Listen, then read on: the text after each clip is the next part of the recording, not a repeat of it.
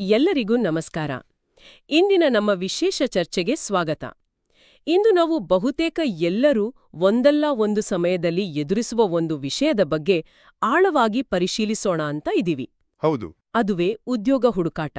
ನಿಜ ಹೇಳ್ಬೇಕಂದ್ರೆ ಕೆಲವೊಮ್ಮೆ ಇದೊಂದು ದೊಡ್ಡ ಪರ್ವತ ಹತ್ತುವ ಹಾಗೆ ಅನ್ಸಬಹುದು ಅಲ್ವಾ? ಖಂಡಿತ ಖಂಡಿತ. ಜಾಬ್ ಬೋರ್ಡ್ಗಳು, ಲಿಂಕ್ಡ್ಇನ್ನಲ್ಲಿ ನೂರಾರು ಅರ್ಜಿಗಳು, ಆಮೇಲೆ ಸಂದರ್ಶನಗಳ ಸಾಲು, ಕೆಲವೊಮ್ಮೆ ಉತ್ತರಕ್ಕಾಗಿ ವಾರಗಟ್ಲೆ ಕಾಯುವುದು. ಅಬ್ಬಾ, ಇದು ಸುಲಭದ ಮಾತಲ್ಲ. ಹೌದು, ನಿಜಕ್ಕೂ ಇದು ಒಂದು ಸವಾಲಿನ ಪ್ರಕ್ರಿಯೆನೆ. ಆದ್ರೆ ನಾವು ಇಂದು ಚರ್ಚೆಗೆ ಆರಿಸಿಕೊಂಡಿರುವ ಯಾವುದೇ ಉದ್ಯೋಗಕ್ಕೆ ಅರ್ಜಿ ಸಲ್ಲಿಸಲು ಮಾಸ್ಟರ್ ಗೈಡ್ ಇದೆಯಲ್ಲ, ಆ ಮೂಲ ಸಾಮಗ್ರಿಗಳು ಈ ಇಡೀ ಪ್ರಕ್ರಿಯೆಯನ್ನು ಹೆಚ್ಚು ವ್ಯವಸ್ಥಿತವಾಗಿ ಮತ್ತೆ ಆತ್ಮವಿಶ್ವಾಸದಿಂದ ಹೇಗೆ ಎದುರಿಸಬಹುದು ಅನ್ನೋದ್ರ ಬಗ್ಗೆ ಕೆಲವು ಒಳ್ಳೊಳ್ಳೆ ಒಳನೋಟಗಳನ್ನು ಕೊಡುತ್ತೆ. ಓಕೆ. ಈ ಗೈಡ್ನ ವಿಶೇಷತೆ ಏನು ಅಂದ್ರೆ, ಇದು ಕೇವಲ ಏನು ಮಾಡಬೇಕು ಅಂತ ಹೇಳೋದಷ್ಟೇ ಅಲ್ಲ, ಯಾಕೆ ಮಾಡಬೇಕು ಮತ್ತೆ ಹೇಗೆ ಮಾಡಬೇಕು ಅನ್ನೋದ್ರ ಬಗ್ಗೆನೂ ಕ್ಲಿಯರ್ ಆಗಿ ಹೇಳುತ್ತೆ. ಓ ಹಾಗ. ಹೌದು. ನೀವು ಯಾವುದೇ ಇಂಡಸ್ಟ್ರಿಯಲ್ಲಿರಿ, ಎಷ್ಟೇ ಎಕ್ಸ್ಪೀರಿಯನ್ಸ್ ಇರಲಿ, ಇಲ್ಲಿರೋ ಟೆಕ್ನಿಕ್ಸ್ ಎಲ್ರಿಗೂ ಯೂಸ್ ಆಗುತ್ತೆ. ಅದು ಕೇಳೋದಕ್ಕೆ ತುಂಬಾನೇ ಚೆನ್ನಾಗಿದೆ. ಹಾಗಾದ್ರೆ ಈ ಮಾಸ್ಟರ್ ಗೈಡ್ನ ಸಹಾಯದಿಂದ ಉದ್ಯೋಗ ಹುಡುಕಾಟದ ಈ ಕಷ್ಟದ ಪಯಣವನ್ನ ಸ್ವಲ್ಪ ಸರಳಗೊಳಿಸೋಣ ಅಲ್ವಾ? ಖಂಡಿತ. ನಮ್ಮ ಗುರಿ ಏನು ಅಂದ್ರೆ ಸ್ವಲ್ಪ ಕ್ಲಾರಿಟಿ ಕೊಡೋದು ಮತ್ತೆ ಕೇಳುಗರಿಗೆ ಸ್ವಲ್ಪ ಧೈರ್ಯ ತುಂಬೋದು. ಸರಿ, ಎಲ್ಲಿಂದ ಶುರು ಮಾಡೋಣ? ಗೈಡ್ ಪ್ರಕಾರ ಫಸ್ಟ್ ಸ್ಟೆಪ್ ಯಾವುದು? ಗೈಡ್ ಪ್ರಕಾರ ಎಲ್ಲದಕ್ಕಿಂತ ಮೊದಲು ನಾವು ಗಮನ ಕೊಡಬೇಕಾಗಿರೋದು ನಮ್ಮ ಮನಸ್ಥಿತಿ ಮತ್ತೆ ತಯಾರಿ. ಮನಸ್ಥಿತಿ? ಓಕೆ. ಹೌದು, ಇದು ಫೌಂಡೇಶನ್ ಇದ್ದ ಹಾಗೆ. ಗೈಡ್ ಹೇಳೋ ಪ್ರಕಾರ ಉದ್ಯೋಗ ಹುಡುಕಾಟ ಅಂದ್ರೆ ಕೇವಲ ಸಿಕ್ಕಿರೋ ಅವಕಾಶಗಳನ್ನ ಹುಡುಕೋದಲ್ಲ, ಬದಲಾಗಿ ನಮ್ಗಾಗಿಯೇ ಅವಕಾಶಗಳನ್ನ ಸೃಷ್ಟಿ ಮಾಡ್ಕೋಬೇಕು. ಆ ಒಂದು ಪರ್ಸ್ಪೆಕ್ಟಿವ್ ಬೇಕು ಅಂತ ಗೈಡ್ ಹೇಳತ್ತೆ. ಇಂಟ್ರೆಸ್ಟಿಂಗ್. ಅವಕಾಶಗಳನ್ನು ಸೃಷ್ಟಿಸುವುದು ಅಂದ್ರೆ ಹೇಗೆ? ನಾವೆಲ್ಲ ಜಾಬ್ ಪೋರ್ಟಲ್ ನೋಡ್ತೀವಿ, ಅಪ್ಲೈ ಮಾಡ್ತೀವಿ. ಸೃಷ್ಟಿಸೋದು ಅಂದ್ರೆ? ಒಳ್ಳೆಯ ಪ್ರಶ್ನೆ. ಗೈಡ್ ಏನ್ ಹೇಳುತ್ತೆ ಅಂದ್ರೆ, ಸುಮ್ನೆ ನೂರಾರು ಅರ್ಜಿಗಳನ್ನ ಹಾಕಿ ಆಮೇಲೆ ರೆಸ್ಪಾನ್ಸ್ ಬರ್ಲಿಲ್ಲ ಅಂತ ಬೇಜಾರ್ ಮಾಡ್ಕೊಳ್ಳೋ ಬದಲು. ಹೌದು, ಹಾಗೆ ಆಗತ್ತೆ ಅಲ್ವಾ? ಅದ್ರ ಬದಲು ಮೊದಲು ಕ್ಲಾರಿಟಿಯಿಂದ ಶುರು ಮಾಡಬೇಕು. ಅಂದ್ರೆ ಸೆಲ್ಫ್ ಅನಾಲಿಸಿಸ್ ಮಾಡ್ಕೋಬೇಕು. ಗೈಡ್ 3 ಇಂಪಾರ್ಟೆಂಟ್ ಪ್ರಶ್ನೆ ಕೇಳ್ಕೊಳ್ಳೋಕ್ ಹೇಳುತ್ತೆ. ಯಾವುದು? 1, ನಾನು ನಿಜವಾಗ್ಲೂ ಯಾವ ತರಹದ ರೋಲ್ ಹುಡುಕ್ತಾ ಇದ್ದೀನಿ, ಯಾವುದು ನನಗೆ ಸರಿ ಹೋಗುತ್ತೆ, ನನ್ನ ಇಂಟ್ರೆಸ್ಟ್ ಏನು, ಸ್ಕಿಲ್ಸ್ ಏನು. ಓಕೆ. 2, ನನ್ನತ್ರ ಇರೋ ಮೇನ್ ಸ್ಕಿಲ್ಸ್, ಎಕ್ಸ್ಪೀರಿಯನ್ಸ್ ಯಾವುದು, ನಾನು ಕಂಪನಿಗೆ ಏನ್ ವ್ಯಾಲ್ಯೂ ತರಬಲ್ಲೆ. ರೈಟ್. 3, ನನಗೆ ಯಾವ ತರಹದ ಕಂಪನಿ ಕಲ್ಚರ್ ಅಥವಾ ವರ್ಕ್ ಎನ್ವೈರ್ಮೆಂಟ್ ಸೂಟ್ ಆಗುತ್ತೆ, ಎಲ್ಲಿ ನಾನು ಚೆನ್ನಾಗಿ ಬೆಳೆಬೋದು, ಖುಷಿಯಾಗಿರ್ಬೋದು. ಹೌದು, ಈ ಪ್ರಶ್ನೆಗಳು ಸಿಂಪಲ್ ಅನ್ಸಿದ್ರು ಪ್ರಾಮಾಣಿಕವಾಗಿ ಆನ್ಸರ್ ಮಾಡೋಕೆ ಸ್ವಲ್ಪ ಟೈಮ್ ಹಿಡಿಸುತ್ತೆ ಅಲ್ವಾ? ಖಂಡಿತ. ಆದ್ರೆ ಒಮ್ಮೆ ಉತ್ತರಗಳು ಕ್ಲಿಯರ್ ಆದ್ರೆ ನಮ್ಮ ಹುಡುಕಾಟ ಫೋಕಸ್ಡ್ ಆಗತ್ತೆ, ಸಮಯ ವೇಸ್ಟ್ ಆಗೋದು ತಪ್ಪುತ್ತೆ. ಎಕ್ಸಾಕ್ಟ್ಲಿ. ಆಗ ನಾವು ಅಪ್ಲೈ ಮಾಡೋ ಪ್ರತಿಯೊಂದು ಜಾಬ್ಗೂ ಒಂದು ರೀಸನ್ ಇರುತ್ತೆ. ಇಲ್ಲಿ ಗೈಡ್ ಒಂದು ಮುಖ್ಯವಾದ ಆಟಿಟ್ಯೂಡ್ ಬಗ್ಗೆ ಒತ್ತಿ ಹೇಳುತ್ತೆ ನೋಡಿ. ಏನದು? ರಿಜೆಕ್ಷನ್ ಅಂದ್ರೆ ತಿರಸ್ಕಾರ. ಇದನ್ನ ಫೇಲ್ಯೂರ್ ಅಂತ ತಗೋಬೇಡಿ, ಇದೊಂದು ರೀಡೈರೆಕ್ಷನ್ ಅಷ್ಟೇ. ರೀಡೈರೆಕ್ಷನ್? ಹೌದು. ಪ್ರತಿ ಇಲ್ಲ ಅನ್ನೋ ಉತ್ತರ ಇದೆಯಲ್ಲ, ಅದು ನಮ್ಮನ್ನ ಸರಿಯಾದ ಹೌದು ಕಡೆಗೆ ಒಂದು ಸ್ಟೆಪ್ ಹತ್ರ ಕರ್ಕೊಂಡು ಹೋಗುತ್ತೆ ಅಂತ ಭಾವಿಸ್ಬೇಕು. ಹೌದು, ತುಂಬಾ ಪಾಸಿಟಿವ್ ಆದ ಯೋಚನೆ. ಆದ್ರೆ ಪದೇ ಪದೇ ಇಲ್ಲ ಕೇಳಿದಾಗ ಧೈರ್ಯ ಹೋಗುತ್ತಲ್ಲ? ಹೋಗುತ್ತೆ, ಖಂಡಿತ ಹೋಗುತ್ತೆ. ಅದು ಸಹಜ. ಅದಕ್ಕೆ ಗೈಡ್ನಲ್ಲಿ ಒಂದು ಚಾಪ್ಟರ್ ಪೂರ್ತಿ ಆ ಮೆಂಟಲ್ ಸ್ಟ್ರೆಂತ್ ಕಾಪಾಡ್ಕೊಳ್ಳೋದ್ರ ಬಗ್ಗೆನೇ ಇದೆ. ಓ, ಇದೆಯಾ? ಹೌದು. ಅಲ್ಲೊಂದು ಎಕ್ಸಾಂಪಲ್ ಇದೆ ನೋಡಿ. ಒಬ್ರು ಎಕ್ಸ್ಪೀರಿಯನ್ಸ್ಡ್ ಮಾರ್ಕೆಟಿಂಗ್ ಪ್ರೊಫೆಷನಲ್ ಸುಮಾರು 50ಕ್ಕೂ ಹೆಚ್ಚು ಕಡೆ ಅಪ್ಲೈ ಮಾಡಿ ರಿಜೆಕ್ಟ್ ಆಗಿದ್ರು. ಅಯ್ಯೋ. ಆದ್ರೆ ಅವರು ತಮ್ಮ ಗೋಲ್ ಕ್ಲಾರಿಟಿ ಮತ್ತೆ ಆ ಪಾಸಿಟಿವ್ ಆಟಿಟ್ಯೂಡ್ ಬಿಡ್ಲಿಲ್ಲ. ಕೊನೆಗೆ ಅವ್ರು ಅನ್ಕೊಂಡಿದ್ದಕ್ಕಿಂತಲೂ ಬೆಟರ್ ಜಾಬ್ ಸಿಕ್ತು ಅವ್ರಿಗೆ. ಅವರ ಸ್ಕಿಲ್ಸ್ಗೆ ಸರಿಯಾದ ರೆಕಗ್ನಿಷನ್ ಸಿಕ್ತು. ಆ ಒಂದು ಹೌದು ಇದೆಯಲ್ಲ, ಅದು ಹಿಂದಿನ ಎಲ್ಲಾ ಇಲ್ಲಾಗಳನ್ನ ಮರೆಸಿಬಿಡ್ತು. So first lesson, clear goals ಮತ್ತೆ ರೆಸಿಲಿಯನ್ಸ್ ಅಂದ್ರೆ ಸ್ಥಿತಿಸ್ಥಾಪಕತ್ವ. ಸರಿ, ಮೈಂಡ್ಸೆಟ್, ಗೋಲ್ಸ್ ಎಲ್ಲ ಕ್ಲಿಯರ್ ಆಯ್ತು. ನೆಕ್ಸ್ಟ್ ಏನು? ನಮ್ಮನ್ನ ರೆಪ್ರೆಸೆಂಟ್ ಮಾಡೋ ಟೂಲ್ಸ್ ಕರೆ ಹೋಗ್ಬೇಕಲ್ವಾ? Resume, online presence. ಹೌದು. ಈಗ ನಮ್ಮ ಮಾರ್ಕೆಟಿಂಗ್ ಡಾಕ್ಯುಮೆಂಟ್ ಅಂದ್ರೆ ರೆಸ್ಯೂಮ್ ಬಗ್ಗೆ ಮಾತಾಡೋಣ. ಗೈಡ್ ಇದನ್ನ ಹಿಸ್ಟ್ರಿ ಬುಕ್ ಅಲ್ಲ ಅಂತ ಹೇಳುತ್ತೆ. ಹೌದಾ? ಪಿನ್ನೆ? ಬದಲಾಗಿ ಭವಿಷ್ಯದ ಬಾಗಿಲು ತೆಗೆಯೋ ಕೀಲಿ ಅಂತ ಹೇಳುತ್ತೆ. ಯಾಕಂದ್ರೆ ಇದು ಶಾಕಿಂಗ್ ಇರ್ಬೋದು. ಹೇಳಿ. ಹೈರಿಂಗ್ ಮ್ಯಾನೇಜರ್ಗಳು ಒಂದು ರೆಸ್ಯೂಮ್ ನೋಡಕ್ಕೆ ತಗೊಳ್ಳೋ ಆವರೇಜ್ ಟೈಮ್ ಕೇವಲ 6 ರಿಂದ 10 ಸೆಕೆಂಡ್ ಅಂತೆ. ಏನು? 6 ರಿಂದ 10 ಸೆಕೆಂಡ್ ಅಷ್ಟೇನಾ? ಅಷ್ಟು ಬೇಗ ಏನ್ ನೋಡ್ತಾರೆ ಅವರು? ಸ್ವಲ್ಪ ಭಯ ಆಗುತ್ತೆ ಕೇಳಿ. ಹೌದು, ಅದಕ್ಕೇನೆ ರೆಸ್ಯೂಮ್ ಡಿಸೈನ್, ಕಂಟೆಂಟ್ ಎಲ್ಲ ಪರ್ಫೆಕ್ಟ್ ಆಗಿರ್ಬೇಕು. ಗೈಡ್ ಕೆಲವು ಟಿಪ್ಸ್ ಕೊಡುತ್ತೆ ನೋಡಿ. ಹೇಳಿ. ಲೆಂತ್ ಮ್ಯಾಕ್ಸಿಮಮ್ 1, ಇಲ್ಲಾಂದ್ರೆ 2 ಪೇಜ್ ಅಷ್ಟೇ, ಜಾಸ್ತಿ ಬೇಡ. ಸರಿ. ಡಿಸೈನ್ ಓದೋಕೆ ಸುಲಭ ಇರ್ಲಿ, ಬುಲೆಟ್ ಪಾಯಿಂಟ್ಸ್ ಯೂಸ್ ಮಾಡಿ, ದೊಡ್ಡ ದೊಡ್ಡ ಪ್ಯಾರಾಗ್ರಾಫ್ ಎಲ್ಲ ಬೇಡ. ಓಕೆ. ಕಂಟೆಂಟ್ ಇಲ್ಲಿ ತುಂಬಾ ಜನ ತಪ್ಪು ಮಾಡ್ತಾರೆ. ಕೇವಲ ನೀವು ಏನು ಮಾಡಿದ್ರಿ ಡ್ಯೂಟೀಸ್ ಅಂತ ಬರೆಯೋ ಬದಲು ನೀವೇನು ಸಾಧಿಸಿದ್ರಿ ರಿಸಲ್ಟ್ಸ್ ಅಂತ ಬರೀಲಿ. ಓ, ರಿಸಲ್ಟ್ಸ್ ಮೇಲೆ ಫೋಕಸ್. ಹೌದು. ಗೈಡ್ನಲ್ಲಿ ಒಂದು ಎಕ್ಸಾಂಪಲ್ ಇದೆ. ಇನ್ವೆಂಟ್ರಿ ಮ್ಯಾನೇಜ್ಮೆಂಟ್ ಮಾಡ್ತಿದ್ದೆ ಅಂತ ಬರೆಯೋ ಬದಲು ಹೊಸ ಇನ್ವೆಂಟ್ರಿ ಟ್ರ್ಯಾಕಿಂಗ್ ಸಿಸ್ಟಮ್ ಇಂಪ್ಲಿಮೆಂಟ್ ಮಾಡಿ ಇನ್ವೆಂಟ್ರಿ ಲಾಸ್ 15% ಕಡಿಮೆ ಮಾಡಿದೆ ಅಂತ ಬರೆದ್ರೆ ಅದರ ಇಂಪ್ಯಾಕ್ಟ್ ಬೇರೆ ಇರುತ್ತೆ. ನಂಬರ್ಸ್ ಯೂಸ್ ಮಾಡಿದ್ರೆ ಇನ್ನೂ ಒಳ್ಳೇದು. ಹೌದು, ನಂಬರ್ಸ್ ಇದ್ರೆ ಅದು ಜಾಸ್ತಿ ಕಾಂಕ್ರೀಟ್ ಆಗಿರುತ್ತೆ. ಕರೆಕ್ಟ್. ಆಮೇಲೆ ಕಸ್ಟಮೈಸೇಷನ್, ಇದು ಬಹಳ ಬಹಳ ಇಂಪಾರ್ಟೆಂಟ್. ಪ್ರತಿ ಜಾಬಿಗೂ ಚೇಂಜ್ ಮಾಡ್ಬೇಕಾ? ಪ್ರತಿ ಜಾಬ್ನ ಡಿಸ್ಕ್ರಿಪ್ಷನ್ JD ಓದಿ ಅಲ್ಲಿರೋ ಕೀವರ್ಡ್ಸ್ ನೋಡಿ ಅದನ್ನ ನಿಮ್ಮ ರೆಸ್ಯೂಮಲ್ಲಿ ಸೇರಿಸ್ಬೇಕು. ಕೀವರ್ಡ್ಸ್ ಯಾಕೆ ಅಷ್ಟು ಇಂಪಾರ್ಟೆಂಟ್? ಸ್ವಲ್ಪ ಡೀಟೇಲ್ ಆಗಿ ಹೇಳ್ತೀರಾ? ಖಂಡಿತ. ಈಗ ನೋಡಿ, ದೊಡ್ಡ ಕಂಪನಿಗಳೆಲ್ಲ ಒಂದು ಸಾಫ್ಟ್ವೇರ್ ಯೂಸ್ ಮಾಡ್ತಾರೆ, ATS ಅಂತ, ಅಪ್ಲಿಕೆಂಟ್ ಟ್ರ್ಯಾಕಿಂಗ್ ಸಿಸ್ಟಮ್. ಓ, ಕೇಳಿದ್ದೀನಿ. ಹೌದು. ಈ ಸಿಸ್ಟಮ್ ಏನ್ ಮಾಡುತ್ತೆ ಅಂದ್ರೆ, ಮೊದಲು ರೆಸ್ಯೂಮ್ಗಳನ್ನು ಸ್ಕ್ಯಾನ್ ಮಾಡಿ JDಯಲ್ಲಿರೋ ಕೀವರ್ಡ್ಸ್ಗೆ ಮ್ಯಾಚ್ ಆಗೋ ರೆಸ್ಯೂಮ್ಸ್ಗಳನ್ನು ಮಾತ್ರ ಫಿಲ್ಟರ್ ಮಾಡುತ್ತೆ. ಅಯ್ಯೋ. ಹೌದು.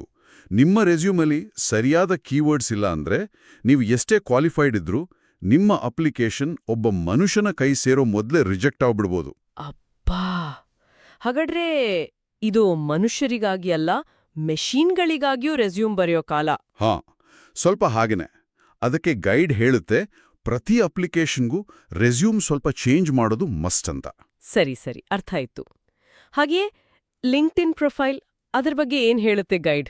ಲಿಂಕ್ಡ್ಇನ್ ಇದೆಯಲ್ಲ, ಅದು ಇವತ್ತು ಕೇವಲ ಆನ್ಲೈನ್ ರೆಸ್ಯೂಮ್ ಅಲ್ಲ, ಅದೊಂದು ಆಕ್ಟಿವ್ ನೆಟ್ವರ್ಕಿಂಗ್ ಪ್ಲಾಟ್ಫಾರ್ಮ್, ನಿಮ್ಮ ಪರ್ಸನಲ್ ಬ್ರ್ಯಾಂಡಿಂಗ್ಗೆ ಜಾಗ. ಹೌದು. ಗೈಡ್ ಪ್ರಕಾರ ತುಂಬಾ ರೆಕ್ರೂಟರ್ಸು ಜಾಬ್ ಪೋಸ್ಟ್ ಮಾಡೋ ಮೊದಲು ಲಿಂಕ್ಡ್ಇನ್ನಲ್ಲಿ ಟ್ಯಾಲೆಂಟ್ ಹುಡುಕ್ತಾರೆ. ಪ್ಯಾಸಿವ್ ಸೋರ್ಸಿಂಗ್ ಅಂತಾರೆ ಇದಕ್ಕೆ. ಸೊ ನಿಮ್ಮ ಪ್ರೊಫೈಲ್ ಕಂಪ್ಲೀಟ್ ಆಗಿರಬೇಕು, ಆಪ್ಟಿಮೈಸ್ಡ್ ಆಗಿರಬೇಕು. ಆಪ್ಟಿಮೈಸ್ಡ್ ಅಂದ್ರೆ ಬರೀ ವರ್ಕ್ ಎಕ್ಸ್ಪೀರಿಯನ್ಸ್ ಹಾಕಿದ್ರೆ ಸಾಕಾ? ಅದಕ್ಕಿಂತ ಹೆಚ್ಚು, ನಿಮ್ಮ ಹೆಡ್ಲೈನ್ ಇದೆಯಲ್ಲ, ಅದು ತುಂಬಾ ಮುಖ್ಯ. ಅದು ನೀವು ಯಾರು, ಏನ್ ಮಾಡ್ತೀರಿ ಅಂತ ಕ್ಲಿಯರ್ ಆಗಿ ಹೇಳಬೇಕು. ಉದಾಹರಣೆಗೆ, ಈಗ ಸಾಫ್ಟ್ವೇರ್ ಇಂಜಿನಿಯರ್ ಅಂತ ಬರೆಯೋ ಬದಲು senior software engineer, cloud and DevOps, AWS certified, 7+ ವರ್ಷಗಳ ಅನುಭವ, ಈ ಥರ ಬರೆದ್ರೆ ಅದು ಜಾಸ್ತಿ ಅಟೆನ್ಷನ್ ಹಿಡಿಯುತ್ತಲ್ವಾ? ಹೌದು, ನಿಜ. ಹಾಗೆ ಅಬೌಟ್ ಸೆಕ್ಷನ್, ಅಲ್ಲಿ ನಿಮ್ಮ ಸ್ಕಿಲ್ಸ್, ಎಕ್ಸ್ಪೀರಿಯನ್ಸ್, ನಿಮ್ಮ ಕರಿಯರ್ ಗೋಲ್ಸ್ ಬಗ್ಗೆ ಒಂದು ಸಣ್ಣ ಸ್ಟೋರಿ ಹೇಳಿ. ಗೈಡ್ನಲ್ಲಿ ಒಂದು ಸೂಪರ್ ಎಕ್ಸಾಂಪಲ್ ಇದೆ ಗೊತ್ತಾ? ಹೇಳಿ ಹೇಳಿ, ಕೇಳೋಣ. ಒಬ್ರು ಅಕೌಂಟೆಂಟ್ ಪಾಪ ಜಾಬ್ ಬೋರ್ಡಲ್ಲಿ ಅಪ್ಲೈ ಮಾಡಿ ಮಾಡಿ ಸುಸ್ತಾಗಿದ್ರು. ಒಂದೂ ಕಾಲ್ ಬರ್ತಿರ್ಲಿಲ್ಲ. ಅವರ ಲಿಂಕ್ಡ್ಇನ್ ಹೆಡ್ಲೈನ್ ಅಕೌಂಟೆಂಟ್ ಅಂತಷ್ಟೇ ಇತ್ತು. ಗೈಡ್ ಓದಿ ಅದರ ಪ್ರಕಾರ ತಮ್ಮ ಹೆಡ್ಲೈನ್ ಚೇಂಜ್ ಮಾಡಿದ್ರು. Chartered accountant, financial reporting and audit, SAP FICO expert, 10 ವರ್ಷಗಳ ಅನುಭವ ಅಂತ ಹಾಕಿದ್ರು. ಅಬೌಟ್ ಸೆಕ್ಷನ್ ಕೂಡ ಚೆನ್ನಾಗಿ ಬರೆದ್ರು. ಆಮೇಲೆ ನಂಬಲ್ಲ ನೀವು, ನೆಕ್ಸ್ಟ್ 2 ವಾರದಲ್ಲೇ 3 ದೊಡ್ಡ ಕಂಪ್ನಿಯಿಂದ ಇಂಟರ್ವ್ಯೂ ಕಾಲ್ ಬಂತು. ವಾವ್! ನಿಜವಾಗ್ಲೂ? ಕೇವಲ ಪ್ರೊಫೈಲ್ ಚೇಂಜ್ ಮಾಡಿದ್ದಕ್ಕೆ? ಹೌದು. ಆ ಆನ್ಲೈನ್ ಪ್ರೊಫೈಲ್ ಅಷ್ಟು ಪವರ್ಫುಲ್. ಸಣ್ಣ ಚೇಂಜ್ ಕೂಡ ದೊಡ್ಡ ಡಿಫರೆನ್ಸ್ ಮಾಡಬಹುದು. ಇದು ನಿಜಕ್ಕೂ ಕಣ್ಣು ತೆರೆಸೋ ಉದಾಹರಣೆ. ನಮ್ಮ ಆನ್ಲೈನ್ ಪರ್ಸನಾಲಿಟಿ ಎಷ್ಟು ಮುಖ್ಯ ಅಂತ ಗೊತ್ತಾಗ್ತಿದೆ. ಸರಿ, resume ready, LinkedIn updated, next apply ಮಾಡೋಕ್ ಶುರು ಮಾಡೋದಾ? ಅಪ್ಲೈ ಮಾಡೋ ಮೊದಲು ಗೈಡ್ ಇನ್ನೊಂದು ವೆರಿ ಇಂಪಾರ್ಟೆಂಟ್ ವಿಷಯದ ಬಗ್ಗೆ ಹೇಳುತ್ತೆ. ಅದು ನೆಟ್ವರ್ಕಿಂಗ್ ಮತ್ತೆ hidden job market. Hidden job market, ಅಡಗಿದ ಉದ್ಯೋಗ ಮಾರುಕಟ್ಟೆ ಏನದು? ಗೈಡಲ್ಲಿ ಒಂದು ಅಂದಾಜಿದೆ. ಅದರ ಪ್ರಕಾರ ಸುಮಾರು 60% 80% ಜಾಬ್ಸ್ ಪಬ್ಲಿಕ್ ಆಗಿ ಅಡ್ವರ್ಟೈಸ್ ಆಗೋದೇ ಇಲ್ಲಂತೆ. ಏನು, 60% ಅಂದ್ರೆ ನಾವು ಜಾಬ್ ಪೋರ್ಟಲ್ನಲ್ಲಿ ನೋಡೋದು ಸ್ವಲ್ಪನಾ? ಹೌದು. ಬಹುಪಾಲು ಜಾಬ್ಸ್ ಕಂಪನಿ ಒಳಗಿನ ರೆಫರಲ್ಸಿಂದ ಅಥವಾ ಡೈರೆಕ್ಟ್ ಕಾಂಟ್ಯಾಕ್ಟ್ಸಿಂದ ಫಿಲ್ ಆಗುತ್ತೆ. ಇದನ್ನೇ ಹಿಡನ್ ಜಾಬ್ ಮಾರ್ಕೆಟ್ ಅನ್ನೋದು. ಅಬ್ಬಾ, ಇದನ್ನ ರೀಚ್ ಮಾಡೋದು ಹೇಗೆ? ಅದಕ್ಕಿರೋ ಒಂದೇ ದಾರಿ ನೆಟ್ವರ್ಕಿಂಗ್. ನೆಟ್ವರ್ಕಿಂಗ್ ಅಂದ್ರೆ ನನಗ್ ಸ್ವಲ್ಪ ಮುಜುಗರ ಆಗುತ್ತೆ. ಯಾರನ್ನೂ ಹೋಗಿ ಕೆಲ್ಸ ಕೇಳೋದು ಕಷ್ಟ ಅಲ್ವಾ? ಹೌದು, ಆ ಫೀಲಿಂಗ್ ಅರ್ಥ ಆಗುತ್ತೆ. ಅದಕ್ಕೆ ಗೈಡ್ ಹೇಳುತ್ತೆ ನೋಡಿ, ನೆಟ್ವರ್ಕಿಂಗ್ ಅಂದ್ರೆ ಕಂಡವ್ರಿಗೆ ಕೆಲಸ ಬೇಡೋದಲ್ಲ. ಹ್ಮ್ ಅದು ಜೆನ್ಯೂನ್ ಆದ ಮೀನಿಂಗ್ಫುಲ್ ಆದ ಪ್ರೊಫೆಷನಲ್ ರಿಲೇಷನ್ಶಿಪ್ಸ್ ಬಿಲ್ಡ್ ಮಾಡೋದು. ನಿಮ್ಮ ಹಳೆ ಕೊಲೀಗ್ಸ್, ಕಾಲೇಜ್ ಫ್ರೆಂಡ್ಸ್, ಪ್ರೊಫೆಸರ್ಸ್ ಅಥವಾ ನೀವು ಯಾವ ಫೀಲ್ಡ್ನಲ್ಲಿದ್ದೀರೋ ಆ ಫೀಲ್ಡ್ನಲ್ಲಿರೋ ಎಕ್ಸ್ಪರ್ಟ್ಸ್ ಜೊತೆ ಕನೆಕ್ಟ್ ಆಗೋದು. ಕನೆಕ್ಟ್ ಆಗೋದು ಹೇಗೆ? ಡೈರೆಕ್ಟ್ ಆಗಿ ಕೆಲ್ಸ ಬೇಕು ಅಂತ ಮೆಸೇಜ್ ಮಾಡೋದಾ? ಖಂಡಿತ ಬೇಡ, ಹಾಗೆ ಮಾಡಬೇಡಿ. ಗೈಡ್ ಅದಕ್ಕೊಂದು ಸಿಂಪಲ್ ಅಪ್ರೋಚ್ ಹೇಳುತ್ತೆ. ಈಗ ಲಿಂಕ್ಡ್ಇನ್ನಲ್ಲಿ ಯಾರನ್ನಾದರೂ ಕನೆಕ್ಟ್ ಮಾಡಬೇಕು ಅಂದ್ರೆ ಬ್ಲೈಂಡ್ ರಿಕ್ವೆಸ್ಟ್ ಕಳಿಸ್ಬೇಡಿ, ಒಂದು ಪರ್ಸನಲ್ ನೋಟ್ ಕಳಿಸಿ. ಹೇಗಿರ್ಬೇಕು ಆ ನೋಟ್? ಗೈಡ್ನಲ್ಲಿರೋ ಒಂದು ಸ್ಯಾಂಪಲ್ ಹೇಳ್ತೀನಿ ನೋಡಿ. ನಮಸ್ಕಾರ, ಅವರ ಹೆಸರು, ಕಂಪನಿಯಲ್ಲಿ ನೀವು ಅವರ ರೋಲ್ ಮಾಡ್ತಿರೋ ಬಗ್ಗೆ ಓದಿದೆ, ಇಂಪ್ರೆಸ್ ಆಯಿತು. ನಾನೀಗ ನಿಮ್ಮ ಫೀಲ್ಡ್ನಲ್ಲಿ ಕೆರಿಯರ್ ಗ್ರೋತ್ ನೋಡ್ತಾ ಇದ್ದೀನಿ, ನಿಮ್ಮ ಎಕ್ಸ್ಪೀರಿಯನ್ಸ್ನಿಂದ ಕಲಿಯೋಕೆ ಇಷ್ಟಪಡ್ತೀನಿ, ಕನೆಕ್ಟ್ ಆಗೋಣವಾ? ಈ ಥರ. ಓ, ಇದು ಪೊಲೈಟ್ ಆಗಿದೆ, ಪ್ರೆಷರ್ ಹಾಕಿದ ಹಾಗೆ ಇಲ್ಲ. ಹೌದು, ಇದೊಂದು ಸಂಭಾಷಣೆ ಶುರು ಮಾಡೋಕೆ ಹೆಲ್ಪ್ ಮಾಡುತ್ತೆ. ಇಲ್ಲಿ ಮುಖ್ಯ ಏನಂದ್ರೆ ತಾಳ್ಮೆ ಮತ್ತೆ ಪ್ರಾಮಾಣಿಕತೆ. ರಿಲೇಷನ್ಶಿಪ್ಸ್ ಒಂದೇ ದಿನದಲ್ಲಾಗಲ್ಲ. ನಿಜ. ರೆಗ್ಯುಲರ್ ಆಗಿ ಟಚ್ನಲ್ಲಿರಿ. ಅವರ ಪೋಸ್ಟ್ಗಳಿಗೆ ಕಮೆಂಟ್ ಮಾಡಿ, ಏನಾದರೂ ಯೂಸ್ಫುಲ್ ಆರ್ಟಿಕಲ್ ಇದ್ರೆ ಶೇರ್ ಮಾಡಿ. ನಿಧಾನಕ್ಕೆ ಆ ಟ್ರಸ್ಟ್ ಬಿಲ್ಡ್ ಆದಾಗ ಅವರೇ ನಿಮ್ಗೇನಾದರೂ ಅವಕಾಶ ಇದ್ರೆ ಹೇಳ್ಬೋದು, ಅಥವಾ ಸರಿಯಾದ ವ್ಯಕ್ತಿಗೆ ಪರಿಚಯ ಮಾಡಿಸ್ಬೋದು. ನೆನ್ಪಿಡಿ, ಕಂಪ್ನಿಗಳು ಸಾಮಾನ್ಯವಾಗಿ ಅವರು ಟ್ರಸ್ಟ್ ಮಾಡೋ ವ್ಯಕ್ತಿಗಳ ರೆಫರಲ್ಗೆ ಜಾಸ್ತಿ ವ್ಯಾಲ್ಯೂ ಕೊಡ್ತಾರೆ. ಅರ್ಥ ಆಯ್ತು. ರಿಲೇಶನ್ಶಿಪ್ ಬಿಲ್ಡ್ ಮಾಡೋದು ಮುಖ್ಯ, ಕೇವಲ ಕೆಲಸ ಕೇಳೋದಲ್ಲ. ಸರಿ, ಈಗ ನೆಟ್ವರ್ಕಿಂಗ್ ಮಾಡ್ತಿದೀವಿ, ರೆಸ್ಯೂಮ್ ರೆಡಿ ಇದೆ, ಈಗ ಅಪ್ಲೈ ಮಾಡೋ ಸ್ಟೇಜ್. ಇಲ್ಲಿ ಗೈಡ್ನ ಸಲಹೆ ಏನು? ದಿನಕ್ಕೆ ಎಷ್ಟು ಅಪ್ಲೈ ಮಾಡಬೇಕು? 50, 100? ಇಲ್ಲೂ ಅಷ್ಟೇ, ಒಂದು ತಪ್ಪು ಕಲ್ಪನೆ ಇದೆ. ಜಾಸ್ತಿ ಅಪ್ಲೈ ಮಾಡಿದ್ರೆ ಜಾಸ್ತಿ ಚಾನ್ಸ್ ಅಂತ. ಆದರೆ ಮಾಸ್ಟರ್ ಗೈಡ್ ಹೇಳೋದು quality over quantity. Quality over quantity. ಹೌದು.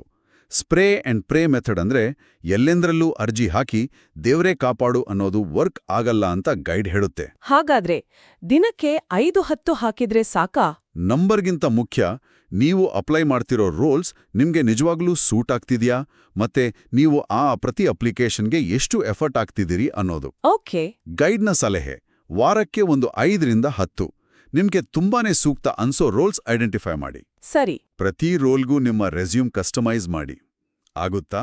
ಸಾಧ್ಯ ಇದ್ರೆ ಒಂದು ಚಿಕ್ಕದಾದ ಪರ್ಸನಲೈಸ್ಡ್ ಕವರ್ ಲೆಟರ್ ಬರೆಯಿರಿ.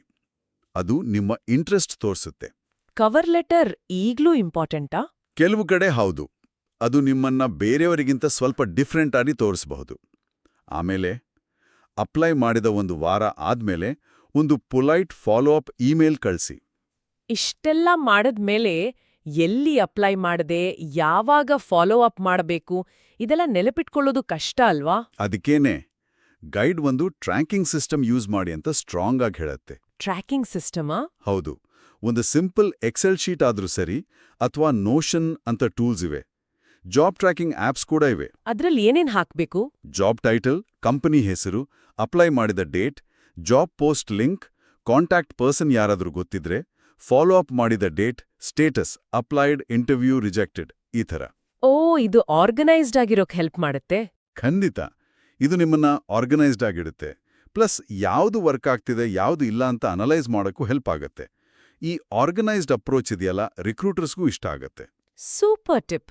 ಇದು ಖಂಡಿತ ಕನ್ಫ್ಯೂಷನ್ ಕಡಿಮೆ ಮಾಡುತ್ತೆ. ಸರಿ, ನಮ್ಮ ಪ್ರಯತ್ನ ಫಲ ಕೊಟ್ಟು ಇಂಟರ್ವ್ಯೂ ಕಾಲ್ ಬಂತು ಅಂತ ಇಟ್ಕೊಳ್ಳೋಣ. ಈಗ ರಿಯಲ್ ಟೆಸ್ಟ್. ಹೌದು. ಇಂಟರ್ವ್ಯೂನ ಹೇಗೆ ಫೇಸ್ ಮಾಡಬೇಕು? ಗೈಡ್ ಏನ್ ಹೇಳುತ್ತೆ? ಮೊದಲನೇದಾಗಿ ಗೈಡ್ ಹೇಳೋದು ಇಂಟರ್ವ್ಯೂ ಅಂದ್ರೆ ಅದೊಂದು ಎಕ್ಸಾಮ್ ಅಲ್ಲ, ಅದೊಂದು 2 ವೇ ಕಾನ್ವರ್ಸೇಷನ್. 2 ವೇ? ಹೌದು. ಕೇವಲ ಅವರು ನಿಮ್ಮನ್ನ ಅಳಿತಾ ಇಲ್ಲ, ನೀವು ಕೂಡ ಆ ಕಂಪನಿ, ಆ ರೋಲ್ ನಿಮ್ಗೆ ಸರಿನಾ ಅಂತ ನೋಡ್ತಾ ಇದ್ದೀರಿ. ಅವರು ನಿಮ್ಮನ್ನ ಒಬ್ಬ ವ್ಯಕ್ತಿಯಾಗಿ ಅರ್ಥ ಮಾಡ್ಕೋಬೇಕು ಅಂತಾರೆ. ನೀವು ಟೀಮ್ಗೆ ಫಿಟ್ ಆಗ್ತೀರಾ, ಪ್ರಾಬ್ಲಮ್ ಸಾಲ್ವಿಂಗ್ ಸ್ಕಿಲ್ಸ್ ಹೇಗಿದೆ, ಪ್ರೆಷರ್ ಹೇಗೆ ಹ್ಯಾಂಡಲ್ ಮಾಡ್ತೀರಿ, ಇದನ್ನೆಲ್ಲ ತಿಳ್ಕೋಬೇಕು ಅಂತಾರೆ. ಬರೀ ನಾಲೆಡ್ಜ್ ಟೆಸ್ಟ್ ಮಾಡಲ್ಲ. ಹಾಗಾದ್ರೆ ನಿಮ್ಮ ವೀಕ್ನೆಸ್ ಏನು, ಅಥವಾ ಒಂದು ಚಾಲೆಂಜಿಂಗ್ ಸಿಚುವೇಶನ್ ಹೇಗೆ ಹ್ಯಾಂಡಲ್ ಮಾಡಿದ್ರಿ, ಈ ತರಹ ಟ್ರಿಕಿ ಪ್ರಶ್ನೆಗಳಿಗೆ ಹೇಗೆ ಆನ್ಸರ್ ಮಾಡೋದು? ಆ ಥರ ಬಿಹೇವಿಯರಲ್ ಕ್ವೆಶ್ಚನ್ಸ್ಗೆ ಆನ್ಸರ್ ಮಾಡೋಕೆ ಗೈಡ್ ಸ್ಟಾರ್ ಮೆಥಡ್ ಯೂಸ್ ಮಾಡಿ ಅಂತ ಹೇಳುತ್ತೆ. ಸ್ಟಾರ್? STAR ಏನದು? ಹೌದು. ಸ್ಟಾರ್ ಅಂದ್ರೆ ಎಸ್ ಅಂದ್ರೆ ಸಿಚುವೇಶನ್, ಸಂದರ್ಭ. ನೀವು ಫೇಸ್ ಮಾಡಿದ ಒಂದು ನಿರ್ದಿಷ್ಟ ಸಿಚುವೇಶನ್ ಅಥವಾ ಚಾಲೆಂಜ್ ಏನು. ಟಿ ಅಂದ್ರೆ ಟಾಸ್ಕ್, ಆ ಸಿಚುವೇಶನ್ನಲ್ಲಿ ನಿಮ್ಮ ಜವಾಬ್ದಾರಿ ಅಥವಾ ಗೋಲ್ ಏನಾಗಿತ್ತು. ಎ ಅಂದ್ರೆ ಆಕ್ಷನ್, ಆ ಗೋಲ್ ರೀಚ್ ಮಾಡೋಕ್ಕೆ ಅಥವಾ ಚಾಲೆಂಜ್ ಫೇಸ್ ಮಾಡೋಕ್ಕೆ ನೀವು ತಗೊಂಡ ಸ್ಟೆಪ್ಸ್ ಏನು. ಏನೇನ್ ಮಾಡಿದ್ರಿ? ಆರ್ ಅಂದ್ರೆ ರಿಸಲ್ಟ್. ನೀವು ಮಾಡಿದ ಕೆಲ್ಸದಿಂದ ಕೊನೆಗೆ ಏನಾಯ್ತು? ರಿಸಲ್ಟ್ ಏನ್ ಬಂತು? ಆಗುತ್ತಾ? ನಂಬರ್ಸ್ ಜೊತೆ ಹೇಳಿದ್ರೆ ಬೆಸ್ಟ್. ಇದಕ್ಕೆ ಒಂದು ಎಕ್ಸಾಂಪಲ್ ಕೊಡ್ತೀರಾ? ಸ್ವಲ್ಪ ಕ್ಲಿಯರ್ ಆಗುತ್ತೆ. ಖಂಡಿತ. ಗೈಡ್ನಲ್ಲೇ ಒಂದು ಎಕ್ಸಾಂಪಲ್ ಇದೆ ನೋಡಿ. ಪ್ರಶ್ನೆ: ಒಂದು ಟೈಟ್ ಡೆಡ್ಲೈನ್ ಅನ್ನ ಹೇಗೆ ಮ್ಯಾನೇಜ್ ಮಾಡಿದ್ರಿ? ಓಕೆ. ಉತ್ತರ: ಸ್ಟಾರ್ ಮೆಥಡ್ನಲ್ಲಿ. ಎಸ್ ಅಂದ್ರೆ ನನ್ನ ಹಿಂದಿನ ಪ್ರಾಜೆಕ್ಟ್ನಲ್ಲಿ ಕ್ಲೈಂಟ್ ಸಡನ್ ಆಗಿ 1 ವಾರ ಮುಂಚೆನೇ ಪ್ರಾಡಕ್ಟ್ ಡೆಮೋ ಕೇಳಿದ್ರು. ಟೀಮ್ ರೆಡಿ ಇರಲಿಲ್ಲ. ಟಿ ಅಂದ್ರೆ ಪ್ರಾಜೆಕ್ಟ್ ಮ್ಯಾನೇಜರ್ ಆಗಿ ಟೀಮ್ಗೆ ಮೋಟಿವೇಟ್ ಮಾಡಿ ಕ್ವಾಲಿಟಿ ಕಾಂಪ್ರಮೈಸ್ ಮಾಡದೆ ಆ ಡೆಡ್ಲೈನ್ ಒಳಗೆ ಡೆಮೋ ರೆಡಿ ಮಾಡೋದು ನನ್ನ ಟಾಸ್ಕ್ ಆಗಿತ್ತು. ಎ ಅಂದ್ರೆ ನಾನು ತಕ್ಷಣ ಟೀಮ್ ಮೀಟಿಂಗ್ ಕರೆದು ಪ್ರಯಾರಿಟೀಸ್ ಚೇಂಜ್ ಮಾಡಿದೆ, ಕೆಲಸ ಹಂಚಿದೆ, ದಿನಕ್ಕೆ 2 ಸಲ ಪ್ರೋಗ್ರೆಸ್ ಚೆಕ್ ಮಾಡ್ತಿದ್ದೆ, ಎಕ್ಸ್ಟ್ರಾ ಅವರ್ಸ್ ವರ್ಕ್ ಮಾಡೋಕೆ ಟೀಮ್ಗೆ ಎನ್ಕರೇಜ್ ಮಾಡಿದೆ, ರಿಸೋರ್ಸಸ್ ಅರೇಂಜ್ ಮಾಡಿದೆ. ಆರ್ ಅಂದ್ರೆ ನಮ್ಮ ಎಲ್ಲರ ಎಫರ್ಟ್ನಿಂದ ಡೆಡ್ಲೈನ್ಗೆ 1 ದಿನ ಮೊದಲೇ ಒಳ್ಳೆ ಕ್ವಾಲಿಟಿ ಡೆಮೋ ರೆಡಿ ಆಯಿತು. ಕ್ಲೈಂಟ್ ಕೂಡ ಖುಷಿ ಪಟ್ರು. ಟೀಮ್ ಮೊರಾಲ್ ಕೂಡ ಜಾಸ್ತಿ ಆಯಿತು. ವಾವ್! ಇದು ಎಷ್ಟು ಕ್ಲಿಯರ್ ಆಗಿದೆ ನೋಡಿ. ಸುಮ್ನೆ ನಾನ್ ಹಾರ್ಡ್ ವರ್ಕ್ ಮಾಡ್ದೆ ಅನ್ನೋದಕ್ಕಿಂತ ಇದು ಎಷ್ಟು ಬೆಟರ್ ಅಲ್ವಾ? ಹೌದು. ನಿಮ್ಮ ಸ್ಕಿಲ್ಸ್, ನಿಮ್ಮ ಅಪ್ರೋಚ್ ಎಲ್ಲ ಕಾಣಿಸುತ್ತೆ ಇದರಲ್ಲಿ. ಸ್ಟಾರ್ ಮೆಥಡ್ ಪ್ರಾಕ್ಟೀಸ್ ಮಾಡಬೇಕು. ಖಂಡಿತ ಮಾಡ್ಬೇಕು. ಇಂಟರ್ವ್ಯೂ ಅಲ್ಲಿ ನಾವು ಕ್ವೆಶ್ಚನ್ಸ್ ಕೇಳೋದು ಕೂಡ ಇಂಪಾರ್ಟೆಂಟಾ? ತುಂಬಾನೇ ಇಂಪಾರ್ಟೆಂಟ್. ಇಂಟರ್ವ್ಯೂ ಕೊನೆಗೆ ಏನ್ರೋ ಕ್ವೆಶ್ಚನ್ಸ್ ಇದೆಯಾ ಅಂತ ಕೇಳಿದಾಗ ಇಲ್ಲ ಅಂತ ಹೇಳಿದ್ರೆ ನಿಮ್ಗೆ ಆಸಕ್ತಿ ಇಲ್ಲ ಅನ್ಕೋಬೋದು. ಹೌದಾ? ಹೌದು. ಗೈಡ್ ಹೇಳುತ್ತೆ ನೀವು ಕನಿಷ್ಠ 2-3 ಸ್ಮಾರ್ಟ್ ಕ್ವೆಶ್ಚನ್ಸ್ ರೆಡಿ ಮಾಡ್ಕೊಂಡು ಹೋಗ್ಬೇಕು. ಇದು ನೀವು ಆ ರೋಲ್ ಬಗ್ಗೆ, ಕಂಪನಿ ಬಗ್ಗೆ ಸೀರಿಯಸ್ ಆಗಿ ಯೋಚನೆ ಮಾಡಿದ್ದೀರಿ ಅಂತ ತೋರ್ಸತ್ತೆ. ಎಂತ ಕ್ವೆಶ್ಚನ್ಸ್ ಕೇಳ್ಬೋದು? ರೋಲ್ಗೆ ಸಂಬಂಧಪಟ್ಟ ಹಾಗೆ. ಈ ರೋಲ್ನಲ್ಲಿ ಫಸ್ಟ್ 3-6 ಮಂತ್ಸ್ನಲ್ಲಿ ಸಕ್ಸಸ್ ಅಂದ್ರೆ ಏನು? ಅಥವಾ ಈ ರೋಲ್ ಫೇಸ್ ಮಾಡಬಹುದಾದ ದೊಡ್ಡ ಚಾಲೆಂಜಸ್ ಯಾವುದು ಅಂತ ಕೇಳ್ಬೋದು. ಟೀಮ್ ಮತ್ತೆ ಕಂಪನಿ ಕಲ್ಚರ್ ಬಗ್ಗೆ. ಟೀಮ್ ಡೈನಾಮಿಕ್ಸ್ ಹೇಗಿದೆ? ಅಥವಾ ಕಂಪನಿಯಲ್ಲಿ ಲರ್ನಿಂಗ್ ಮತ್ತೆ ಗ್ರೋತ್ ಆಪರ್ಚುನಿಟೀಸ್ ಹೇಗಿದೆ ಅಂತ ಕೇಳ್ಬೋದು. ನೀವು ರಿಸರ್ಚ್ ಮಾಡಿ ಸ್ಪೆಸಿಫಿಕ್ ಕ್ವೆಶ್ಚನ್ಸ್ ಕೇಳಿದ್ರೆ ಇನ್ನೂ ಬೆಟರ್. ಸೂಪರ್. ಇಂಟರ್ವ್ಯೂ ಪ್ರಿಪರೇಷನ್ ಅಂದ್ರೆ ಬರೀ ಆನ್ಸರ್ಸ್ ರೆಡಿ ಮಾಡೋದಲ್ಲ, ಸ್ಟೋರೀಸ್ ಹೇಳಕ್ಕೆ ರೆಡಿ ಹಾಕೋದು ಮತ್ತೆ ರೈಟ್ ಕ್ವೆಶ್ಚನ್ಸ್ ಕೇಳೋದು. ಸರಿ, ಇನ್ನು ಜಾಬ್ ಹುಡುಕೋ ಟೈಮ್ನಲ್ಲೇ ಆಗ್ಲಿ ಅಥವಾ ಜಾಬ್ ಸಿಕ್ಕಿದ್ಮೇಲೆ ಆಗ್ಲಿ ನಮ್ಮ ಸ್ಕಿಲ್ಸ್ ಅಪ್ಡೇಟ್ ಮಾಡ್ಕೊಳ್ಳೋದು ಎಷ್ಟು ಮುಖ್ಯ? ಇವತ್ತಿನ ಫಾಸ್ಟ್ ಪೇಸ್ಡ್ ವರ್ಲ್ಡ್ನಲ್ಲಿ ಕಂಟಿನ್ಯೂಸ್ ಲರ್ನಿಂಗ್ ಮಸ್ಟ್ ಅಂತ ಗೈಡ್ ಒತ್ತಿ ಹೇಳುತ್ತೆ. ಹೌದು. ಟೆಕ್ನಾಲಜಿ ಎಷ್ಟು ಬೇಗ ಚೇಂಜ್ ಆಗುತ್ತೆ ಅಲ್ವಾ? ಹೌದು. ಟೆಕ್ನಾಲಜಿ ಚೇಂಜ್ ಆಗತ್ತೆ, ಇಂಡಸ್ಟ್ರಿ ಡಿಮ್ಯಾಂಡ್ಸ್ ಚೇಂಜ್ ಆಗತ್ತೆ. ನಾವು ಕಲಿಯೋದು ನಿಲ್ಸಿದ್ರೆ ನಾವು ಹಿಂದೆ ಬೀಳ್ತೀವಿ. ಹೊಸ ಸ್ಕಿಲ್ಸ್ ಕಲಿಯೋಕೆ ದಾರಿಗಳು? ದುಬಾರಿ ಕೋರ್ಸ್ ಸೇರ್ಬೇಕಾ? ಖಂಡಿತ ಇಲ್ಲ. ಈಗ ಆನ್ಲೈನ್ನಲ್ಲಿ ಎಷ್ಟೊಂದು ಪ್ಲಾಟ್ಫಾರ್ಮ್ಸ್ ಇವೆ. ಕುರ್ಸೇರಾ, ಯೂಡೆಮಿ, ಇಡಿಎಕ್ಸ್, ಲಿಂಕ್ಡ್ಇನ್ ಲರ್ನಿಂಗ್. ಇಲ್ಲಿ ಫ್ರೀ ಆಗಿಯೋ ಅಥವಾ ಕಡಿಮೆ ದುಡ್ಡಲ್ಲೂ ಒಳ್ಳೊಳ್ಳೆ ಕೋರ್ಸ್ ಮಾಡ್ಬೋದು. ಗೈಡ್ನ ಸಲಹೆ: ನಿಮ್ಮ ಫೀಲ್ಡ್ನಲ್ಲಿ ಯಾವುದು ಡಿಮ್ಯಾಂಡ್ನಲ್ಲಿದೆ ಅಂತ ನೋಡಿ. ಈಗ ಐಟಿಯಲ್ಲಿದ್ರೆ cloud computing, AWS, Azure, data science, AIML ಬಗ್ಗೆ ಕಲಿಬೋದು. ಓಕೆ. ಫಿನಾನ್ಸ್ ಫೀಲ್ಡ್ ಆದ್ರೆ SAP, ಒರಾಕಲ್ ತರ ERP ಸಿಸ್ಟಮ್ಸ್ ನಾಲೆಜ್, ಅಥವಾ advanced Excel, power BI, Tableau ತರ ಡೇಟಾ ಅನಾಲಿಸಿಸ್ ಟೂಲ್ಸ್ ಕಲಿಯೋದು ವ್ಯಾಲ್ಯೂಯೇಬಲ್. ಟೆಕ್ನಿಕಲ್ ಸ್ಕಿಲ್ಸ್ ಅಷ್ಟೇನಾ? ಸಾಫ್ಟ್ ಸ್ಕಿಲ್ಸ್ ಬಗ್ಗೆ ಏನು? ಗೈಡ್ ಪ್ರಕಾರ ಟೆಕ್ನಿಕಲ್ ಸ್ಕಿಲ್ಸು ನಿಮ್ಮನ್ನ ಇಂಟರ್ವ್ಯೂ ತನಕ ತರ್ಬೋದು. ಆದ್ರೆ communication, problem solving, leadership, adaptability, team work ಈ ತರಹದ ಸಾಫ್ಟ್ ಸ್ಕಿಲ್ಸ್ ಇದೆಯಲ್ಲ, ಅವು ನಿಮ್ಗೆ ಜಾಬ್ ಸಿಗೋ ಹಾಗೆ ಮಾಡುತ್ತೆ, ಕೆರಿಯರ್ನಲ್ಲಿ ಬೆಳೆಯೋಕೆ ಹೆಲ್ಪ್ ಮಾಡುತ್ತೆ. ಇವುಗಳನ್ನು ಡೆವಲಪ್ ಮಾಡ್ಕೋಬೇಕು. ಗೈಡಲ್ಲಿ ಒಂದು ಕೋಟ್ ಇದೆ. ಹೇಳಿ. ಕಲಿಯಲು ಅತ್ಯುತ್ತಮ ಸಮಯ ನಿನ್ನೆ ಆಗಿತ್ತು, 2ನೇ ಅತ್ಯುತ್ತಮ ಸಮಯ ಇಂದು. ಸೊ ವೇಟ್ ಮಾಡ್ಬೇಡಿ, ಇವತ್ತೇ ಶುರು ಮಾಡಿ. Wow, super quote. ನಿರಂತರ ಕಲಿಕೆ ನಮ್ಮನ್ನ ರೆಲೆವೆಂಟ್ ಆಗಿಡುತ್ತೆ. ಸರಿ, ನಾವು ಈಗ ಆಲ್ಮೋಸ್ಟ್ ಎಲ್ಲಾ ಸ್ಟೆಪ್ಸ್ ಕವರ್ ಮಾಡಿದ್ವಿ. ಆದ್ರೆ ಒಂದುಳಿದಿದೆ, ಬಹುಶಃ ಎಲ್ಲಕ್ಕಿಂತ ಕಷ್ಟದ್ದು. ಯಾವುದು? ರಿಜೆಕ್ಷನ್. ಅದನ್ನ ಹ್ಯಾಂಡಲ್ ಮಾಡೋದು. ಸಾರಿ, ವಿ ಆರ್ ನಾಟ್ ಪ್ರೊಸೀಡಿಂಗ್ ಅಂತ ಇಮೇಲ್ ಬಂದಾಗ ಆ ಫೀಲಿಂಗ್ ಇದೆಯಲ್ಲ, ಅದನ್ನ ಮ್ಯಾನೇಜ್ ಮಾಡೋದು ಹೇಗೆ? ಪ್ರೇರಣೆ ಕಳ್ಕೊಳ್ದೇ ಇರೋದು ಹೇಗೆ? ಹೌದು, ಇದು ಎಮೋಷನಲಿ ತುಂಬಾನೇ ಚಾಲೆಂಜಿಂಗ್. ಗೈಡ್ ಏನ್ ಹೇಳುತ್ತೆ ಅಂದ್ರೆ, ರಿಜೆಕ್ಷನ್ ಅನ್ನೋದು ಜಾಬ್ ಸರ್ಚ್ನ ಒಂದು ನಾರ್ಮಲ್ ಪಾರ್ಟ್ ಅಷ್ಟೇ. ಹೌದಾ? ಎಲ್ರಿಗೂ ಆಗುತ್ತಾ? ಫ್ರೆಷರಿಂದ ಹಿಡಿದು CEO ಲೆವೆಲ್ ತನಕ ಎಲ್ಲರೂ ಇದನ್ನ ಫೇಸ್ ಮಾಡೇ ಮಾಡ್ತಾರೆ. ಮುಖ್ಯ ಏನು ಅಂದ್ರೆ ನಾವು ಅದಕ್ಕೆ ಹೇಗೆ ರಿಯಾಕ್ಟ್ ಮಾಡ್ತೀವಿ ಅನ್ನೋದು. ಸರಿ, ಹೇಗೆ ರಿಯಾಕ್ಟ್ ಮಾಡಬೇಕು? ಗೈಡ್ ಕೆಲವು ಟಿಪ್ಸ್ ಕೊಡುತ್ತೆ. ಪರ್ಸನಲ್ ಆಗಿ ತಗೋಬೇಡಿ, ಅದು ನಿಮ್ಮ ವ್ಯಾಲ್ಯೂ ಕಮ್ಮಿ ಅಂತಲ್ಲ, ಅದು ಕಂಪನಿಯ ಇಂಟರ್ನಲ್ ರೀಸನ್ಸ್ ಇರ್ಬೋದು, ಬಜೆಟ್ ಪ್ರಾಬ್ಲಮ್ ಇರ್ಬೋದು, ರೋಲ್ ರಿಕ್ವೈರ್ಮೆಂಟ್ ಚೇಂಜ್ ಆಗಿರ್ಬೋದು, ಅಥವಾ ಆ ಟೈಮ್ಗೆ ಅವ್ರಿಗೆ ಇನ್ನೊಬ್ರು ಸ್ವಲ್ಪ ಬೆಟರ್ ಫಿಟ್ ಅನಿಸಿರ್ಬೋದು. ನಿಮ್ ಕೆಪಾಸಿಟಿ ಬಗ್ಗೆ ಅಲ್ಲ. ಫೀಡ್ಬ್ಯಾಕ್ ಆಗಿ ನೋಡಿ. ಆಗತ್ತಾ? ಪೊಲೈಟಾಗಿ ಫೀಡ್ಬ್ಯಾಕ್ ಕೇಳಿ ನೋಡಿ. ನನ್ನ ಅಪ್ಲಿಕೇಶನ್ ಇಂಪ್ರೂವ್ ಮಾಡ್ಕೊಳ್ಳೋಕೆ ಏನಾದರೂ ಸಜೆಷನ್ ಇದೆಯಾ ಅಂತ. ಕೆಲವೊಮ್ಮೆ ಯೂಸ್ಫುಲ್ ಫೀಡ್ಬ್ಯಾಕ್ ಸಿಗ್ಬೋದು. ಸಿಗದೇ ಇದ್ರೂ ಟ್ರೈ ಮಾಡಿದ್ರಿ. ಓಕೆ. ಪ್ರಾಸೆಸ್ ಮೇಲೆ ಫೋಕಸ್ ಮಾಡಿ, ರಿಸಲ್ಟ್ ಮೇಲಲ್ಲ. ನೀವು ಕಂಟ್ರೋಲ್ ಮಾಡಬಹುದಾದ ವಿಷಯಗಳ ಮೇಲೆ ಗಮನ ಇಡಿ. ಒಳ್ಳೆ ರೆಸ್ಯೂಮ್ ಬರೆಯೋದು, ಇಂಟರ್ವ್ಯೂಗೆ ಪ್ರಿಪೇರ್ ಆಗೋದು, ನೆಟ್ವರ್ಕಿಂಗ್ ಮಾಡೋದು. ರಿಸಲ್ಟ್ ನಿಮ್ ಕೈಲಿಲ್ಲ. ನಿಜ. ಸಣ್ಣ ಸಣ್ಣ ಗೆಲುವುಗಳನ್ನ ಸೆಲೆಬ್ರೇಟ್ ಮಾಡಿ. ಇಂಟರ್ವ್ಯೂಗೆ ಕಾಲ್ ಬಂತಾ, ನೆಟ್ವರ್ಕಿಂಗಲ್ಲಿ ಒಳ್ಳೆ ಕಾಂಟ್ಯಾಕ್ಟ್ ಸಿಗ್ತಾ, ಈ ಥರ ಚಿಕ್ಕ ಚಿಕ್ಕ ಸಕ್ಸಸ್ಗಳನ್ನ ಅಕ್ನಾಲೇಜ್ ಮಾಡಿ. ಇದು ಮೋಟಿವೇಟೆಡ್ ಆಗಿರೋಕೆ ಹೆಲ್ಪ್ ಮಾಡುತ್ತೆ. ಹೌದು, ಅದು ಮುಖ್ಯ. ಬ್ರೇಕ್ ತಗೊಳ್ಳಿ. ತುಂಬಾನೇ ಡಿಸ್ಹಾರ್ಟನ್ ಆದಾಗ ಒಂದು ದಿನ ಬ್ರೇಕ್ ತಗೊಳ್ಳಿ. ನಿಮ್ಮ ಹಾಬೀಸ್ ಮಾಡಿ, ಫ್ರೆಂಡ್ಸ್ ಫ್ಯಾಮಿಲಿ ಜೊತೆ ಟೈಮ್ ಸ್ಪೆಂಡ್ ಮಾಡಿ, ನೆಕ್ಸ್ಟ್ ಡೇ ಫ್ರೆಶ್ ಆಗಿ ಸ್ಟಾರ್ಟ್ ಮಾಡಿ. ಇದು ತುಂಬಾನೇ ಪ್ರಾಕ್ಟಿಕಲ್ ಅಡ್ವೈಸ್. ಕಂಟಿನ್ಯೂ ಮಾಡೋದು ಜೊತೆಗೆ ಮೆಂಟಲ್ ಹೆಲ್ತ್ ನೋಡ್ಕೊಳ್ಳೋದು ಎರಡೂ ಬ್ಯಾಲೆನ್ಸ್ ಮಾಡಬೇಕು. ಸರಿ, ಹಾಗಾದ್ರೆ ಇವತ್ತಿನ ನಮ್ಮ ಈ ಡೀಪ್ ಡಿಸ್ಕಷನ್ನ ಸಮ್ಮರಿ ಏನು? ಮಾಸ್ಟರ್ ಗೈಡ್ನ ಕೀ ಟೇಕ್ಅವೇಸ್ ಏನು? ರಿಜೆಕ್ಷನ್ ಹ್ಯಾಂಡಲ್ ಮಾಡೋಕೆ ರೆಡಿ ಇರಬೇಕು. 2, ಎಫೆಕ್ಟಿವ್ ರೆಸ್ಯೂಮ್ಸ್, ಆನ್ಲೈನ್ ಪ್ರೊಫೈಲ್, ನಿಮ್ಮನ್ನ ಸರಿಯಾಗಿ ತೋರಿಸೋ result oriented ATS friendly tools. 3, smart networking, ಬರೀ ಕೆಲಸ ಕೇಳೋದಲ್ಲ, ಜೆನ್ಯೂನ್ ರಿಲೇಷನ್ಶಿಪ್ಸ್ ಬಿಲ್ಡ್ ಮಾಡಿ ಹಿಡನ್ ಮಾರ್ಕೆಟ್ ಟ್ಯಾಪ್ ಮಾಡೋದು. 4, ಕ್ವಾಲಿಟಿ ಅಪ್ಲಿಕೇಶನ್ಸ್, ಎಲ್ಲೆಂದಲೇ ಅಪ್ಲೈ ಮಾಡೋ ಬದಲು ಟಾರ್ಗೆಟೆಡ್ ಕಸ್ಟಮೈಸ್ಡ್ ಅಪ್ಲಿಕೇಶನ್ಸ್ ಹಾಕಿ ಟ್ರ್ಯಾಕ್ ಮಾಡೋದು. 5, story telling interview, star method use ಮಾಡಿ ನಿಮ್ಮ ವ್ಯಾಲ್ಯೂ ತೋರಿಸೋದು, ಒಳ್ಳೆ ಕ್ವೆಶ್ಚನ್ಸ್ ಕೇಳೋದು. 6, ಕಂಟಿನ್ಯೂಸ್ ಲರ್ನಿಂಗ್, ಸ್ಕಿಲ್ಸ್ ಅಪ್ಡೇಟ್ ಮಾಡ್ಕೊಂಡೇ ಇರೋದು. 7, ರೆಸಿಲಿಯನ್ಸ್, ಸೋಲನ್ನು ಒಪ್ಕೊಂಡು ಅದರಿಂದ ಕಲಿಯುತ್ತಾ ಮುಂದುವರಿಯೋದು. ಅದ್ಭುತವಾಗಿ ಸಮ್ಮರೈಸ್ ಮಾಡಿದ್ರಿ. ಈ ಮಾಸ್ಟರ್ ಗೈಡ್ನಿಂದ ಸಿಕ್ಕಿನ ಈ ಇನ್ಸೈಟ್ಸ್ ಖಂಡಿತ ಜಾಬ್ ಸೀಕರ್ಸ್ಗೆ ತಮ್ಮ ಹುಡುಕಾಟವನ್ನ ಹೆಚ್ಚು ಕಾನ್ಫಿಡೆನ್ಸ್ನಿಂದ, ಹೆಚ್ಚು ಎಫೆಕ್ಟಿವ್ ಆಗಿ ಮಾಡಕ್ಕೆ ಹೆಲ್ಪ್ ಮಾಡತ್ತೆ ಅಂತ ನನಗೂ ಅನ್ಸುತ್ತೆ. ನೆನ್ಪಿಡ್ಬೇಕಾದ ವಿಷಯ ಅಂದ್ರೆ, ಇದು ಬರೀ ಯಾವುದೋ ಒಂದು ಜಾಬ್ ಹುಡ್ಕೋದಲ್ಲ, ನಮ್ಮ ಗ್ರೋತ್ಗೆ, ನಮ್ಮ ಖುಷಿಗೆ ಸಪೋರ್ಟ್ ಮಾಡೋ ಸರಿಯಾದ ಜಾಬ್ ಹುಡ್ಕೋದು. ಹೌದು, ಅದೇ ಅಲ್ಟಿಮೇಟ್ ಗೋಲ್. ಕೆರಿಯರ್ ಅನ್ನೋದು ಮ್ಯಾರಥಾನ್ ಇದ್ದಾಗೆ, ಸ್ಪ್ರಿಂಟ್ ಅಲ್ಲ. ಸರಿಯಾದ ಅವಕಾಶಕ್ಕೆ ತಾಳ್ಮೆ, ಪರಿಶ್ರಮ ಎರಡೂ ಬೇಕು. ನಮ್ಮ ಈ ಆಳವಾದ ಪರಿಶೀಲನೆಯನ್ನ ಕೇಳಿದ್ದಕ್ಕಾಗಿ ಎಲ್ರಿಗೂ ಧನ್ಯವಾದಗಳು. ಕೊನೆಗೆ ಒಂದೇ ಒಂದು ಥಾಟ್ ಬಿಟ್ಟು ಹೋಗ್ತೀನಿ. ಇದು ಕೂಡ ನಮ್ಮ ಸೋರ್ಸ್ನಿಂದ ಬಂದಿದೆ. ನಾವು ರಿಜೆಕ್ಷನ್ನ ಕೇವಲ ಇಲ್ಲ ಅಂತ ನೋಡೋ ಬದಲು ಅದನ್ನೊಂದು ಕಂಪಾಸ್ ತರಹ ನೋಡಿದ್ರೆ ಹೇಗೆ? ಕಂಪಾಸ್ ಸ್ಮ್ಯಾಚ್ ಇದೆ ಅಂತ ಹೇಳ್ತಾ ಇರಬಹುದು. ಆ ಸಿಗ್ನಲ್ನ ತಗೊಂಡು ನಮ್ಮನ್ನ ನಾವು ಇಂಪ್ರೂವ್ ಮಾಡ್ಕೊಂಡ್ರೆ ನೆಕ್ಸ್ಟ್ ಟೈಮ್ ನಾವು ಮೊದಲು ಅಂದುಕೊಂಡಿದ್ದಕ್ಕಿಂತಲೂ ಇನ್ನೂ ಬೆಟರ್, ನಮಗೆ ಇನ್ನೂ ಹೆಚ್ಚು ಸೂಟ್ ಆಗೋ ಅಪರ್ಚುನಿಟಿಯ ಬಾಗಿಲು ಓಪನ್ ಆಗಬಹುದಲ್ವೇ? ಇದರ ಬಗ್ಗೆ ಸ್ವಲ್ಪ ಯೋಚನೆ ಮಾಡಿ ಮುಂದಿನ ಚರ್ಚೆಯೊಂದಿಗೆ ಮತ್ತೆ ಸಿಗೋಣ. ಅಲ್ಲಿವರೆಗೂ ಸ್ಟೇ ಇನ್ಸ್ಪೈರ್ಡ್, ಸ್ಟೇ ಫೋಕಸ್ಡ್.